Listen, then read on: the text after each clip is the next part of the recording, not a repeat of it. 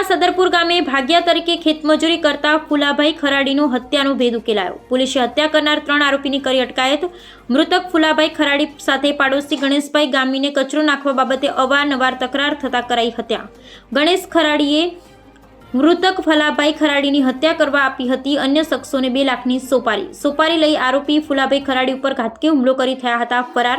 ગંભીર રીતે ઇજાગ્રસ્ત થયેલ ફુલાભાઈ ખરાડીનું સારવાર દરમિયાન મોત નિપજતા નોંધાઈ હતી ફરિયાદ।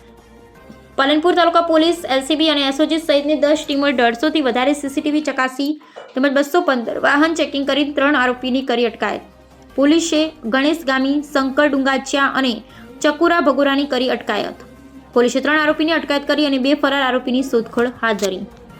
2025ના રોજ સવારે 8:30 વાગ્યાની આસપાસ પોલીસને જાણ થાય છે કે સદરપુરા ગામ કે જે પાલનપુર તાલુકા પોસ્ટેમાં આવેલું છે ત્યાં એક આધેડ જેવા વ્યક્તિ કે જેની ઉંમર આશરે 25 થી 30 હોય તેવા વ્યક્તિની ઉપર કોઈ જાનલેવા હુમલો કરેલો છે અને હાલમાં તેને જે છે તે બોડી ત્યાં પડેલી છે।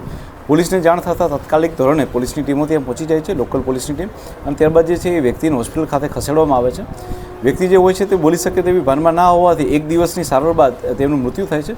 ત્યારબાદ પોલીસ દ્વારા જે છે એ આની અંદર હત્યાનો ગુનો ઉમેરો કરવામાં આવે છે। પરંતુ જે જગ્યાએ હત્યા થઈ હોય છે તે સદરપુરા ગામની સીમમાં કે જે ખેતર હોય છે, જે ખેતરની બાજુમાં તે અમરતભાઈ ભીખાભાઈ ગામીનું ખેતર હોય છે, અને એ ખેતરમાં જેની પર હુમલો થાય છે તે કિરીટભાઈ કાવજીભાઈ ખરાડી કે જેની પર આ હુમલો કરવામાં આવેલો હોય છે। પોલીસ દ્વારા અલગ અલગ ઘણી બધી જગ્યાના સીસીટીવી ફૂટેજ ચેક કરવામાં આવે છે, પરંતુ કોઈ એવી ફળદાયી હકીકત પોલીસને મળતી ન હતી।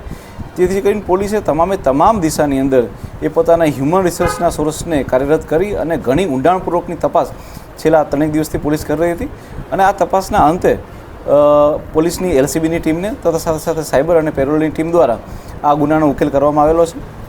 જે બનાવ બનેલો છે તેમાં જે મુખ્ય કાવતરાખોર છે તે છે ગણેશભાઈ ભીખાભાઈ ગામી કે જેઓ જે મરણ જનાર છે તેની બાજુમાં જ રહેતા હતા, અને માત્ર એક સામાન્ય કચરો નાખવાની બાબતો, પાણી નાખવાની બાબતો જે બાબતમાં થઈ અને રોજ બોલચાલ થતી હોય, તેમણે પોતાના જ ખેતરમાં રહેતા બીજા ભાગીયાઓ કે જેમના નામ છે ક્રમશઃ ગણેશ ભીખાભાઈ, શંકરભાઈ મેનાભાઈ ડુંગાચિયા અને ચકુરુભાઈ ઉર્ફે ચકુડો સમાભાઈ ભગોરા, સંજુભાઈ અમરાભાઈ ભગોરા અને દિનેશભાઈ ધનાભાઈ ભગોરા ને 2 લાખ રૂપિયાની સોપારી આપી આ વ્યક્તિના જે છે એ મારવા માટેનું કહ્યું હતું, અને ત્યારબાદ આરોપી દ્વારા જે છે રાત્રિના સમયે તેની પર હુમલો કરવામાં આવે છે, અને ત્યારબાદ છે તેનું મૃત્યુ થઈ જાય છે।